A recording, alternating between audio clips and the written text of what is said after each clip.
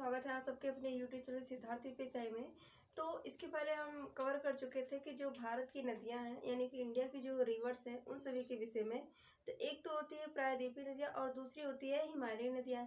हिमालयी नदियां हमारे सभी तीनों कवर हो चुके थे। तीनों कौन कौन से हैं? एक तो है ब्रह्मपुत्र नदी तंत्र, दूसरा है सिंधु नदी तंत्र और तीसरा गंगा नदी तंत्र। ये तीनों कवर हो चुके थे, लेकिन अब हम पढ़ेंगे प्रायद्वीपीय नदियों के विषय में। तो हमारे जो प्रायद्वीपीय नदियां हैं वो कौन कौन सी है और यह कौन सी बंगाल की खाड़ी में गिरती है या फिर अरब सागर में, इनके विषय में चर्चा करेंगे। ठीक है, तो एक एक नदियों के विषय में डीप में चर्चा करेंगे। उनका उद्गम स्थान कहाँ है, ये किस स्टेट से ये इनका उद्गम होता है, इन सभी के विषय में चर्चा करें। ठीक है, तो जो अरब सागर में गिरती है नदियाँ, यानी कि अरब सागर ये पड़ता है इंडिया के इस साइड।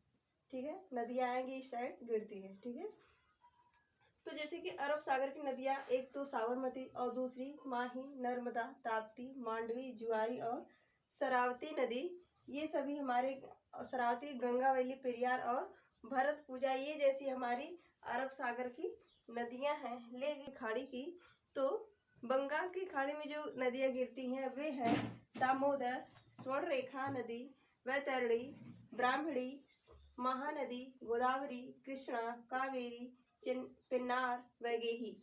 ये सभी हमारी नदियां 10 जो कि बंगाल की खाड़ी में गिरती हैं। ठीक है, तो पहले शुरुआत करेंगे कि बंगाल की खाड़ी में जो नदियां गिरती है यानी कि दामोदर, स्वर्णरेखा, इन सभी नदियों के विषय में डीप में चर्चा करेंगे। तो जानेंगे, आइए जानते हैं कि दामोदर नदी क्या है। ठीक है,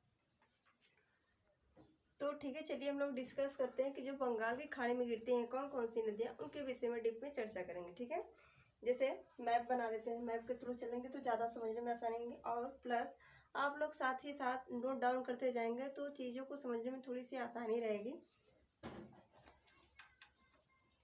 तो चलिए स्टार्ट करते हैं। ये से इंडिया का मैप है,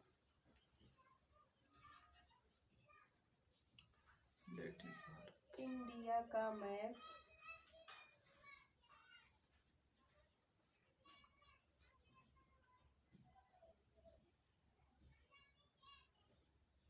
सॉरी, सही से बन नहीं पा रहा है। तो चलिए आप लोग समझ जाइए कि जो हमारे बंगाल की खाड़ी में गिरने वाली कौन सी नदियाँ हैं। ठीक है, एक एक विषय में चर्चा करेंगे। यानी पहला स्टार्ट करते हैं दामोदर नदी से। यानी दामोदर नदी यह कहाँ से निकली है और किन किन नदियों में मिलते हुए जाके बंगाल की खाड़ी में समाप्त हो जाती है।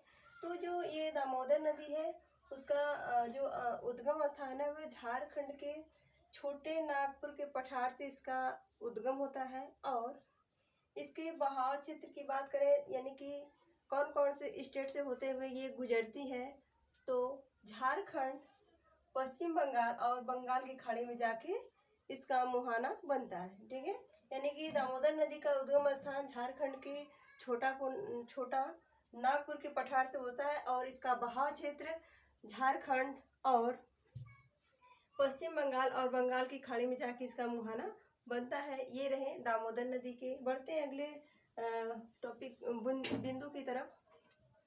स्वर्णरेखा नदी, यानी कि स्वर्णरेखा जो नदी है इसका उद्गम स्थान कहाँ है, तो इसका उद्गम स्थान भी झारखंड से ही है।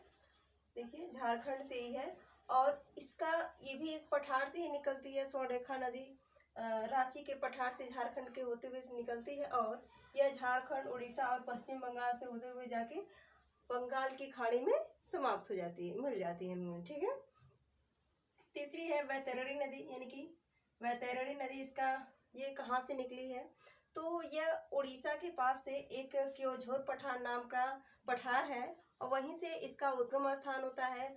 और इसके बात करें बहाव क्षेत्र की, तो ये उड़ीसा से निकलकर और पश्चिम बंगाल में सीधा जाके गिर जाती है। उड़ीसा से निकली और सीधा जाके बंगाल की खाड़ी में गिर जाती है। ठीक है, बढ़ते हैं अगली नदी की तरफ, ब्राह्मणी नदी। यानी कि ये ब्राह्मणी नदी कौन सी है, तो ये जो ब्राह्मणी नदी है ये दो नदियों के संगम से ये ब्राह्मणी नदी का उद्गम होता है। तो एक शंख नदी और दूसरी कोमल नदी, यह दोनों आती हैं उड़ीसा के राउरकेला वाले स्थान पर आती हैं।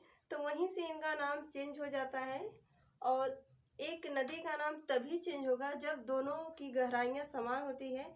यानी कि इससे ये निकलता है कि इन दोनों की जो कोमल नदी है और शंख नदी है, इन दोनों की गहराई समान होने के नाते और इनका नाम चेंज हो जाता है, यानी कि ब्राह्मणी नदी नाम रख दिया जाता है। जैसे कि गंगा नदी का नाम हमने बताया था नेक्स्ट वीडियो में, ठीक उसी प्रकार भी इनका नाम चेंज हो जाता है गहराई की वजह से। ठीक है, बढ़ते हैं अगली नदी की तरफ। महानदी। यह महानदी यानी कि ये महानदी का उद्गम स्थान कहाँ पर है, तो ये छत्तीसगढ़ के सिहावा पहाड़ी से निकलती है और छत्तीसगढ़, उड़ीसा, बंगाल की खाड़ी में जाके गिर जाती है। यानी जो महानदी है वह छत्तीसगढ़ के सिंघावा नाम की एक पहाड़ी है, वहाँ से निकलती है और छत्तीसगढ़ से होते हुए उड़ीसा, बंगाल की खाड़ी में जाके समाप्त हो जाती है। ठीक है, बढ़ते हैं अगली नदी की तरफ। गोदावरी नदी। यह इसको वेरी इंपॉर्टेंट करिएगा क्योंकि एग्जाम में बहुत ही ज़्यादा इससे क्वेश्चन बनते हैं। Very important, very important. ठीक है, यानी कि गोदावरी नदी, इसका उद्गम स्थान जो है गोदावरी नदी का, वह महाराष्ट्र के नासिक से त्र्यंबकेश्वर पहाड़ी से निकलती है और महाराष्ट्र, छत्तीसगढ़ और तेलंगाना, आंध्र प्रदेश और जाके बंगाल की खाड़ी में ये गिर जाती है गोदावरी नदी। अब इसकी विशेषता के बारे में देख लेते हैं कि इसकी विशेषता क्या है, इसके क्या क्या अन्य नाम है और इनकी मुख्य भूमिका क्या है। ठीक है, जैसे ये गोदावरी जो नदी है वह इसकी टोटल लंबाई की अगर बात की जाए तो 1465 किलोमीटर इसकी पूरी लंबाई है गोदावरी नदी की। अगर बात जैसे एग्जाम में आपसे पूछ लिया जाए कि जो गोदावरी नदी है भारत की, उसकी टोटल लंबाई कितनी है, तो वह 1465 किलोमीटर इसकी टोटल लंबाई है। ठीक है, और यह इसकी एक मुख्य बात यह है कि यह दक्षिण भारत की सबसे लंबी नदी के रूप में जानी जाती है। गोदावरी नदी अपनी यह दक्षिण भारत की सबसे लंबी नदी के रूप में जानी जाती है। ठीक है, आते हैं तीसरे पॉइंट पे। भारत की दूसरी सबसे लंबी नदी है यह जो है, गंगा तो फर्स्ट है लेकिन जो गोदावरी नदी है वह भारत की दूसरी सबसे लंबी नदी के रूप में जानी जाती है। ठीक है, और इसका एक अन्य नाम भी है, जैसे वृद्ध गंगा, बूढ़ी गंगा या दक्षिण भारत की भी गंगा के नाम से गोदावरी को जानते हैं।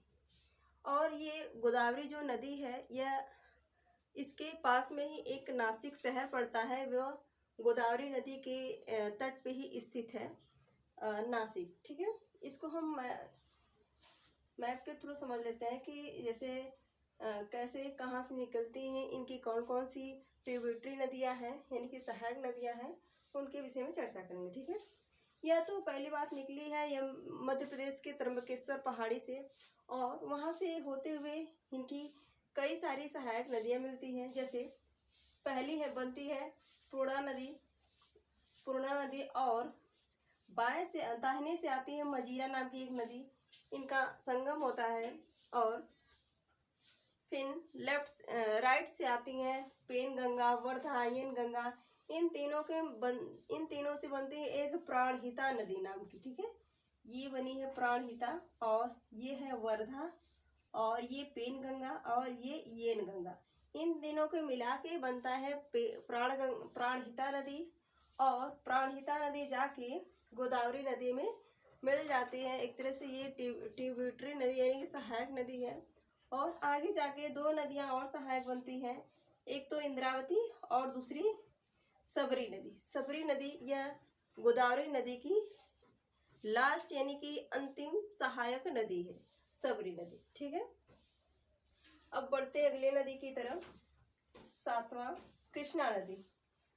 और ये कृष्णा नदी का ये भी इसका उद्गम स्थान भी एमपी से है, यानी कि ये वो तो था त्र्यंबकेश्वर की पहाड़ी से और इसका उद्गम स्थान है महाबलेश्वर से महाराष्ट्र के पश्चिमी घाटी से। ठीक है, पश्चिमी घाट से इसका उद्गम स्थान होता है। और इसकी बहाव क्षेत्र की बात की जाए तो महाराष्ट्र, कर्नाटक, तेलंगाना, आंध्र प्रदेश और पश्चिम बंगाल की खाड़ी में जाके ये इसका मुहाना बनता है। ठीक है, और इसको मैप के थ्रू समझेंगे तो ये जैसे महाबलेश्वर की पहाड़ी है, यहाँ से कृष्णा नदी निकली है, निकलने के बाद इसमें कई सारी सहायक नदियाँ मिलती हैं, जैसे कोयना नदी, दूसरी घाट प्रभा, तीसरी माल प्रभा और चौथी भीमा नदी और पांचवी है तुंग और भद्रा।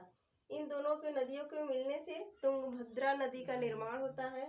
यही तुंगभद्रा नदी आगे जाके कृष्णा नदी में मिल जाती है।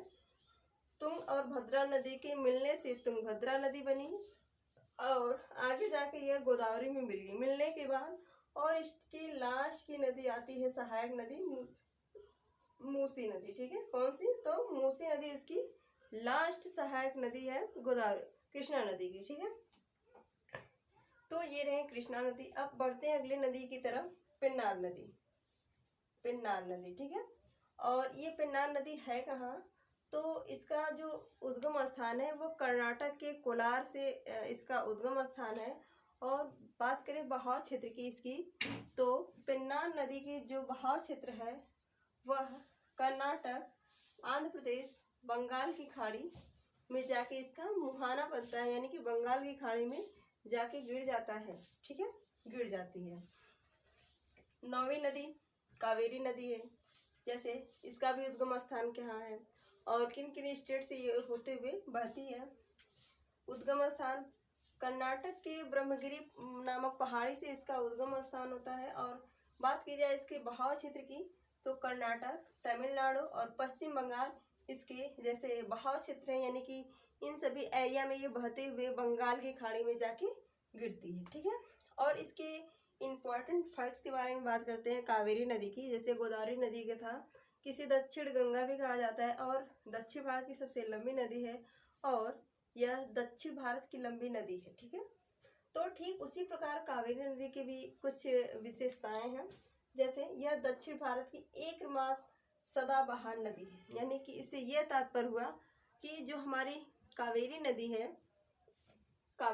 है इसमें सदैव हमेशा, यानी कि जी मतलब कि हर मौसम में इसमें जल बहाव होता रहता है और जल भरा रहता है, इसलिए इसे सदाबहार नदी के नाम से भी जानते हैं। एकमात्र ऐसी नदी है जो सदाबहार है। ठीक है, दूसरी पॉइंट, दक्षिण भारत की गंगा भी इसे कहते हैं। और यह जो कावेरी नदी है इसे दक्षिण भारत की गंगा नदी के नाम से भी जाना जाता है। ये रहे 9 नदियां, लेकिन अब 10वीं नदी कौन सी है? लास्ट, वैगेही नदी।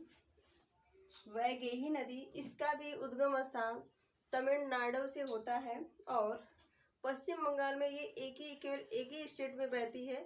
तमिलनाडु से निकले और पश्चिम बंगाल से होते हुए बंगाल की खाड़ी में जाके गिर जाती है। ठीक है, यह तमिलनाडु से निकलेगी और बंगाल की खाड़ी में जाके गिर जाती है। और वैगेही नदी के तट पर एक शहर स्थित है, तो वह कौन सा है? मदुरई शहर वैगेही नदी के तट पे स्थित है। इस प्रकार से ये बंगाल की खाड़ी में गिरने वाली सभी 10 नदियां हुई। तो आशा करती हूँ आप लोग को समझ में आया होगा। और ठीक इसी प्रकार की इन्फॉर्मेशन लेने के लिए चैनल को सब्सक्राइब करें, लाइक करें, शेयर करें और साथ ही साथ कमेंट करें ये वीडियो आपको कैसा लगा। जय हिंद, जय भारत।